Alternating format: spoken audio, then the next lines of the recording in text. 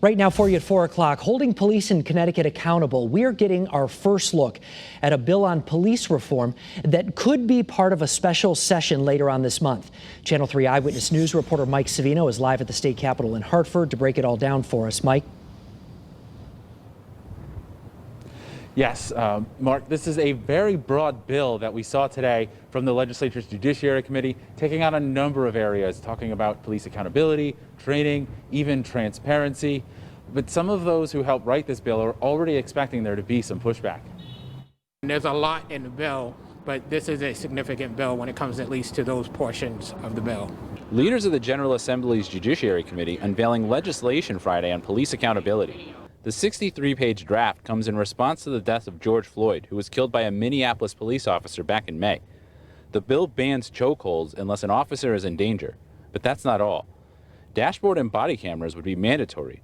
Police would have limits on the equipment that they can get from the military, and there'd be a ban on quotas for pedestrian stops. There's a lot of moving pieces. There's going to be some things that different folks out there are going to have concerns with. Protests have slowed down, but people continue to rally for change. This bill includes a new inspector general to investigate use of force. There's also a new use of force standard, requiring officers to use all reasonable alternatives first.